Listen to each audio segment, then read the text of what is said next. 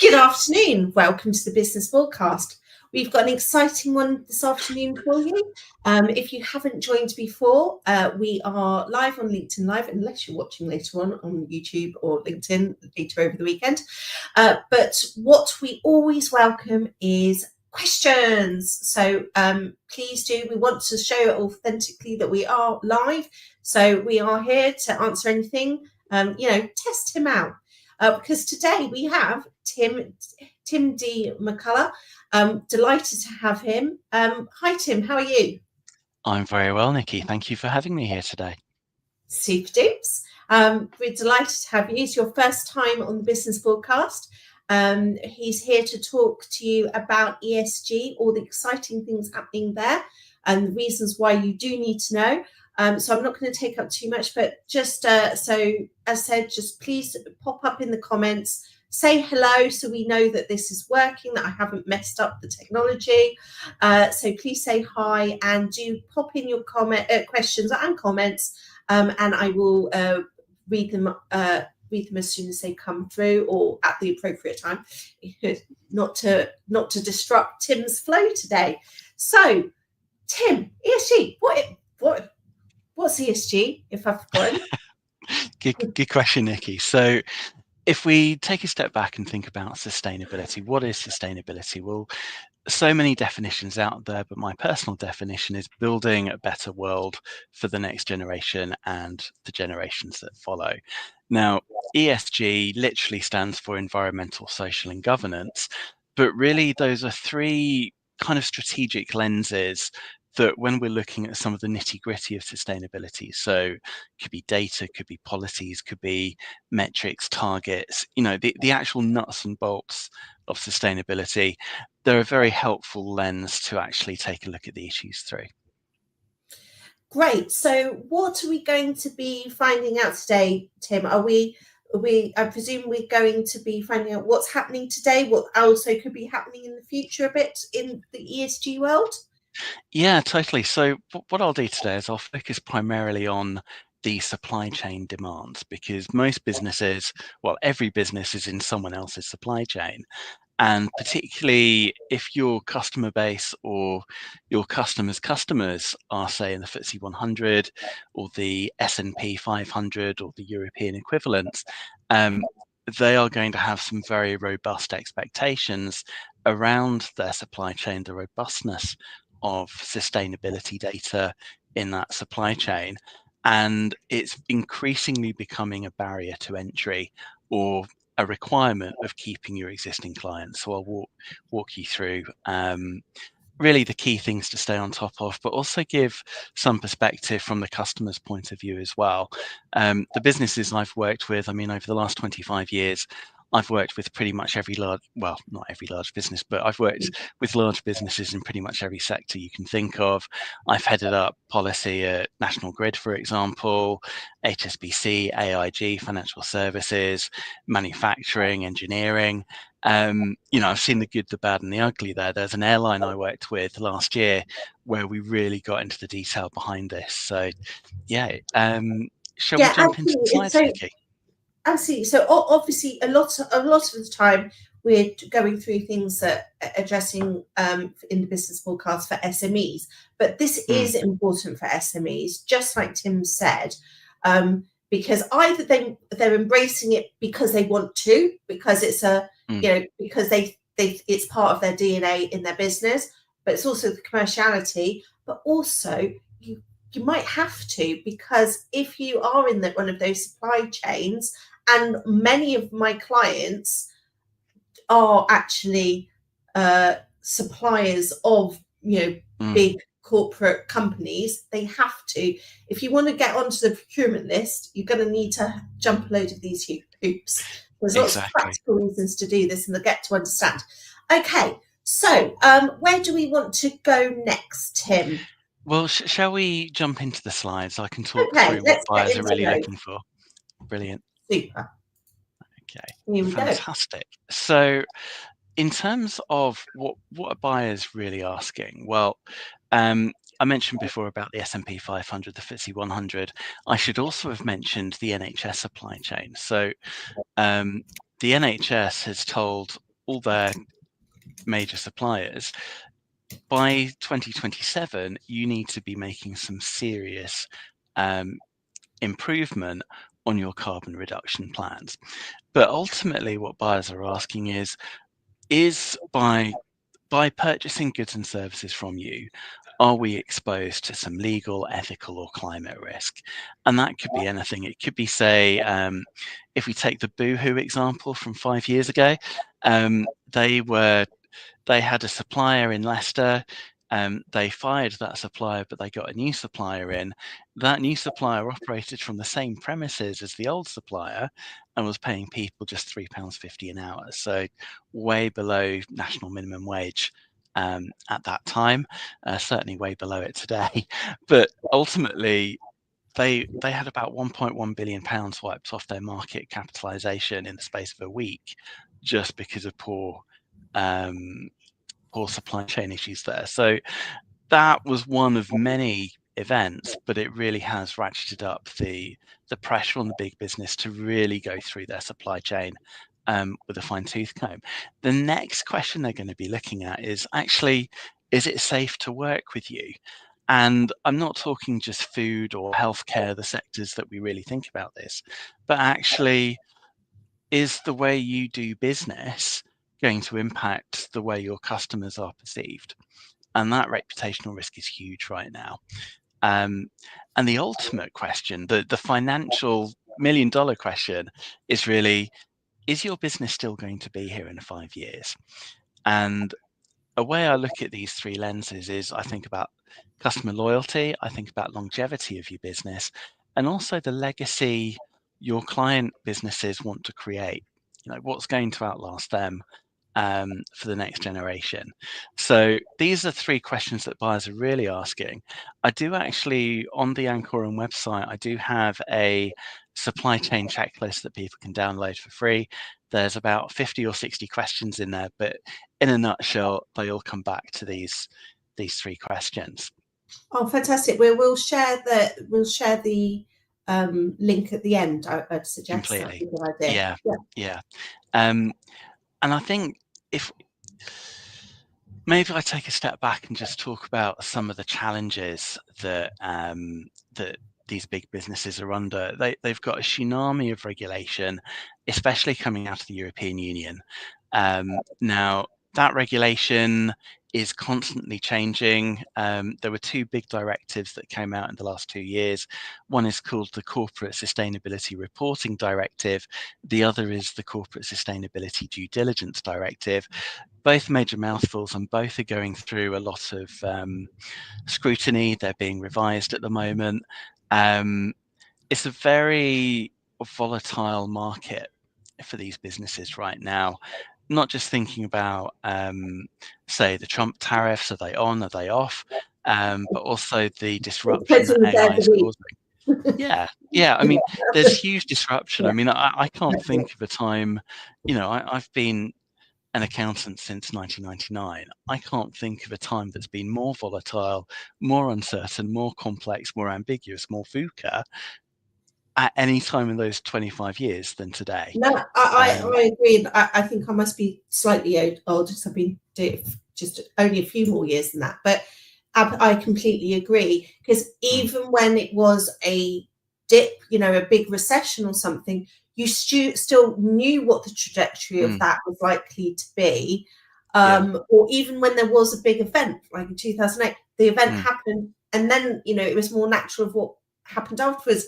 You just don't know. And from my perspective, doing valuations and everything and trying to get sales on businesses, you're really feeling that in the market because there is so much volatility. And when I talk to people, it means that there's a lot of decision paralysis at the moment because they don't know what's going on. Yeah, and in a decision paralysis environment, what you really need is certainty. So the suppliers that provide certainty to their customers are already ahead of the game compared to their competition. And maybe if I go through some of the detail in terms of what those customers are going to be asking for. So certainly a lot of the tenders and the procurement audits I've been seeing over the last few months, increasingly, I mean, we're all used to them being scored, balanced scorecard and so on, but they're going into a lot more detail now around your carbon reduction, your emissions reduction.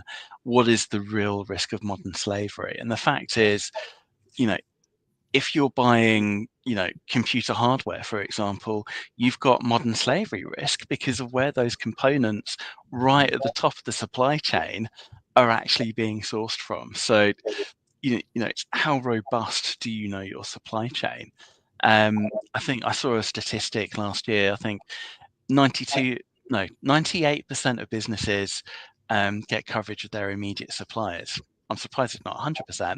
But then when you go a tier beyond, so to tier 2 and beyond, that visibility reduces in some cases to as low as 23%. Some supply chains, such as food and fashion, for example, you've got a lot more visibility. But for the vast majority of businesses, you know who your immediate suppliers are, but you don't know who their suppliers are. And we're going to be seeing a lot more of that kind of due diligence happening over the next few years. They're also building into, when you actually win the work, they're building in specific clauses into those contracts around sharing your emissions data, sharing your progress, in some cases as frequently as monthly or quarterly, but at the very least annually, as to how much progress you're making towards your sustainability targets and the metrics that you're reporting. And particularly for healthcare, if you're in the NHS supply chain, there's a new platform they're using called NHS Evergreen. It's voluntary to use it at the moment, but ultimately, why wouldn't you? Because it's already a foot in the door, and that can actually work with your business to actually go through both at high level and into the detail, like what are the steps that they're expecting you to make and how much progress are you really making there. But ultimately, the key word here is transparency. People can see through the BS very easily. I mean, that's what people working procurement are trained to do, is to spot the BS and really get to what's the underlying issue there. And they're really demanding real data, not just policies, not just promises, but actually what steps are you taking? How successful are they? What are you going to do next year to improve?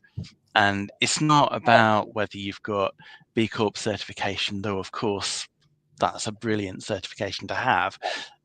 There are a number of businesses, though, that will never be eligible for B Corp because they serve oil and gas, for example, or they serve other sectors such as defence, aerospace, where you're seen by B Corp to actually facilitate some of those practices. So I say be pragmatic here. Start with the quick wins and then build from there. Absolutely, very sensible. And whether you're doing that for a whatever compliance purpose or whatever, it's the right thing to do anyway. But it reduces your risk. There's just so many reasons to do these things. Oh, we've got a question.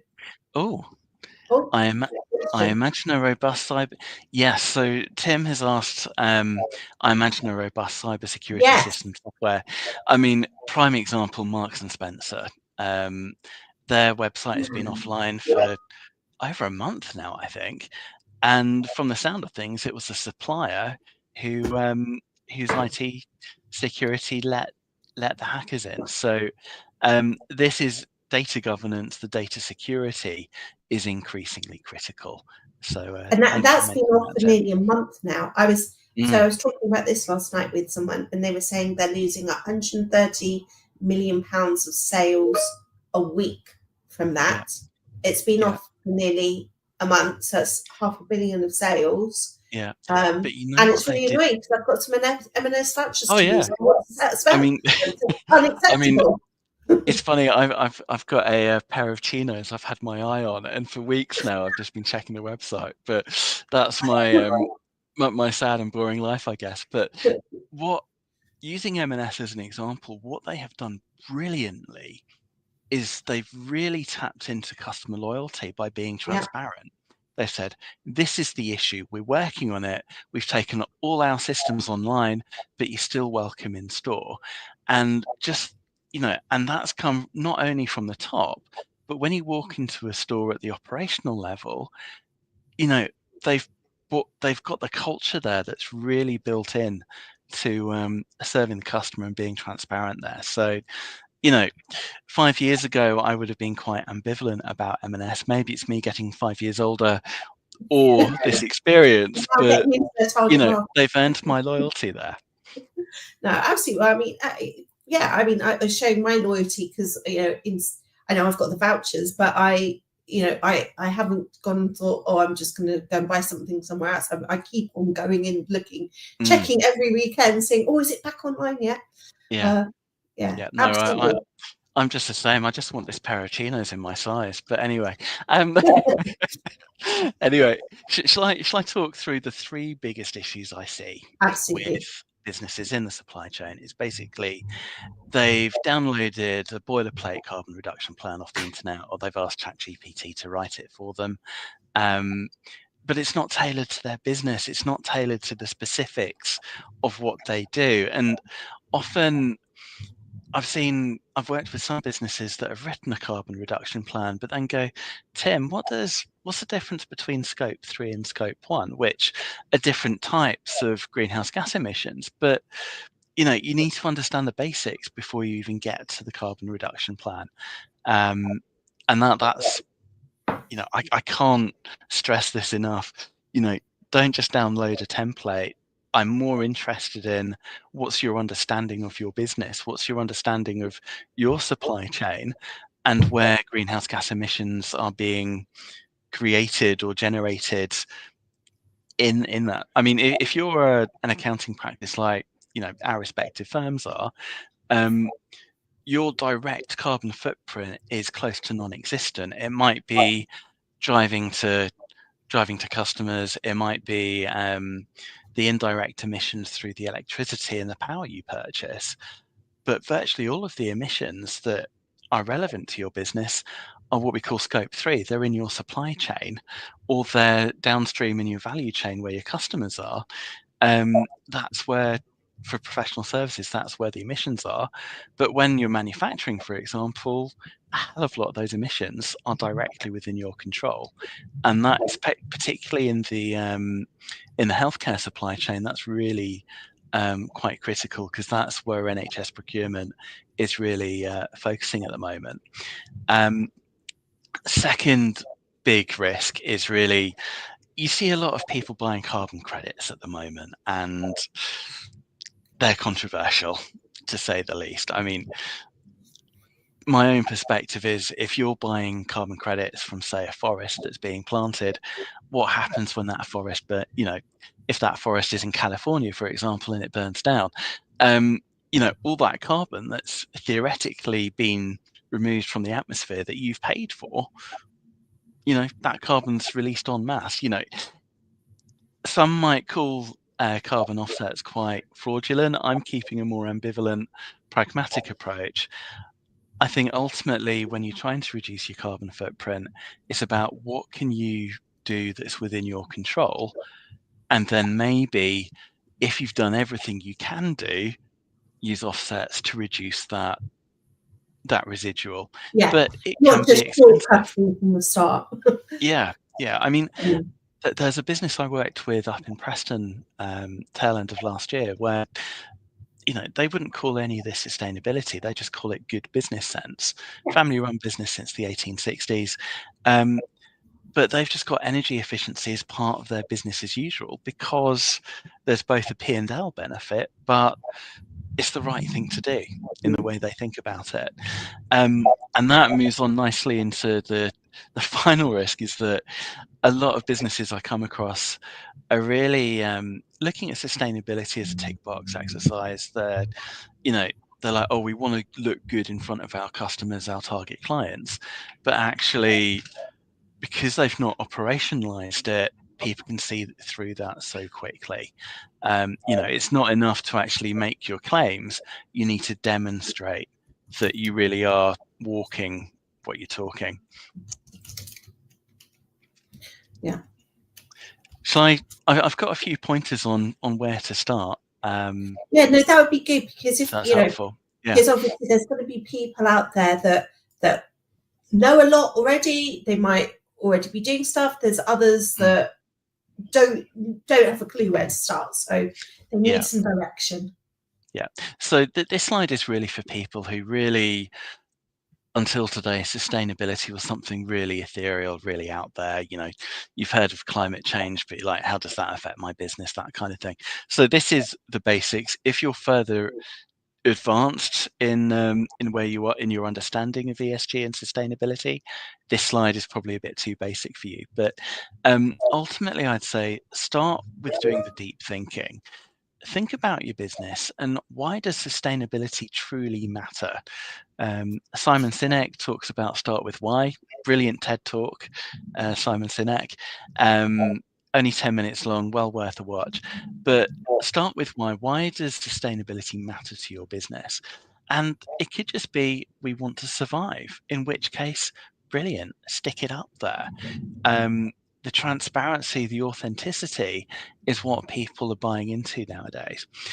And then I'd say, well, what, based on what you know about your business and where you think some sustainability risks might be, and they could be around the cybersecurity, they could be around your emissions, but start thinking about the basics. What are the core indicators that you could be tracking? A good friend of mine, a former colleague at ACCA in the policy team, says, you know, if you can't measure it, you can't reduce it. You know, you need to know what your baseline is so you can actually track and demonstrate progress. So the bare minimum is tracking your carbon footprint. Now, if you're a services only industry, you may think, oh, that's just not relevant to me, but actually it's the bare minimum expectation of your customers. And so in that case, even then you should be tracking and reporting this, but also thinking about your own suppliers. There are some fairly inexpensive, cost-effective tools out there that will actually, based on, you know, they can hook up to Zero or your accounting system and can actually calculate, well, which of your suppliers are generating the most carbon dioxide per pound, per dollar you're spending with them. And that in itself can be really useful in managing the upstream supply chain risk. And that's also what your customers are beginning to do as well. So how does your business compare to other alternate suppliers they might be thinking about? Really key here, though, is that you assign ownership. Like, who is going to be the strategic owner? You need someone at the top level who is really championing sustainability in your business. If you haven't got that champion there, it's dead before you've even begun. But what's more, it's not just good enough to have someone at the strategic lens. You need someone at the operational level who's actually going to grab all this data for you, who's actually going to upskill themselves in this area if they're not already familiar with a lot of this. But most importantly, is demonstrating the evidence. So most businesses I come across have got a standard pitch deck. What I'm saying here is, what can you bring into a one page slide that will show, okay, this is what you're doing, not just making statements, but actually showing the data, linking it back to maybe some of the UN Sustainable Development Goals, and just make it clear how central sustainability is to your business and its operations. I do have one more slide, but people can download these later. I just say be strategic with your approach. Think about what can you do that's going to have the greatest impact for the lowest effort. So kind of focus in this top left-hand quadrant. And then when you've got that nailed, move into the top right quadrant of the longer term stuff. So SBTI, Science-Based Targets Initiative, that for the FTSE 100 in particular is now the bare minimum expectation, because these are verified carbon reduction targets. They are, you know, they are really the gold standard of emissions, but sustainability is broader than just greenhouse gas emissions. it covers things like biodiversity, water consumption, runoff into local environment, social equity, social justice, data governance, fraud and corruption, bribery. Think beyond the E of ESG, but start there, because that will be where you get the quick wins. Absolutely. No, absolutely. I just want to, shall I pop this? Sorry, will I take that down now? Yeah, if we can take the slides Yeah, down. so I just want to emphasize that there's so many different reasons why, as a business owner, you should be thinking about these things. Do be thinking about, should you be doing it because you have to be doing it? You should be doing it to make sure that you get onto the procurement list for various clients or suppliers, whatever else. But it actually can really increase the value of your business, which is the bit that I'm always very excited about and interested in. So, if you're looking at, it can give you the competitive edge, make you a bit. It's Completely. there's just so many good reasons why. Yeah. And I think if not just for keeping and attracting new clients, but in your own business, if you're aware of what the risks might be before they hit your P&L, forewarned is forearmed. I mean, 6, 7, 8 years ago, climate change was such an ethereal kind of nebulous concept for people. But in the last 3 years, I've seen Hunter Boots go into administration, 3 dry summers in the States, meaning people weren't buying I wellies hadn't and even boots for their realised festivals. that. I Yeah, hadn't even realised they'd gone into yeah, administration. Oh my goodness! yeah. I mean, They were North like America, the their biggest brand that market. all the Chelsea Yeah. set would buy. Oh Goodness. yeah. All the all the Instagram influencers turning up in their designer wellies, Yeah. but they didn't need wellies anymore because their summers were so dry. If I think about storms in Ireland, in the UK, massive disruption to food chain there that the average consumer won't notice, but when you talk to people in the food chain, they can tell you instantly what the disruption is. And then we've had 2 very hot. Okay, the Mediterranean is generally very warm, but incredibly warmer than usual. And so construction sites, they've had a 40 to 50% reduction in productivity over the summer, just because of high temperatures and machinery not working or not being safe for their staff. So, Yeah. all of this hits the P&L.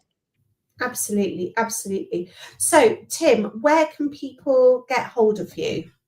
Sure. Well, actually, there's another slide with a QR code. If we could, Oh my if we could goodness! stick that up. Pop that But back up so you can put it brilliant, thank you. in. So, oh, I've gone too far. yeah, brilliant. So the FSB and the IOD both have some brilliant guides out there, and if that's where you want to start, then by all means, knock yourself out. I'm offering a pro bono 30-minute call. If you want to chat further, no obligation, just a chat, just a conversation. I'm not really a salesy kind of guy, but if you just scan that QR code, that will take you straight through to my calendar, or go to ancorum.com/booking, and we can go from there. Fantastic, thank you so much. It's just it's such a massive topic. So I'll keep the slide up for now, but it is such a massive topic that it's hard to fit in to 30 minutes to really get the flavour, to be honest, because there's so much to be thinking about. But yeah, do take Tim up on his offer. That 30-minute call is going to be very valuable to you, I think. So yeah, definitely would recommend. Thank you so much, Tim. You're welcome. Thank you for having me today, Nikki. It's been an honour and a privilege. Oh, pleasure. Anytime. Welcome back anytime. Super. So I'm just thinking, what have we got next on the agenda? So I think because we had a slight change in time, we're actually are back next week, and I think we're tax themed next week.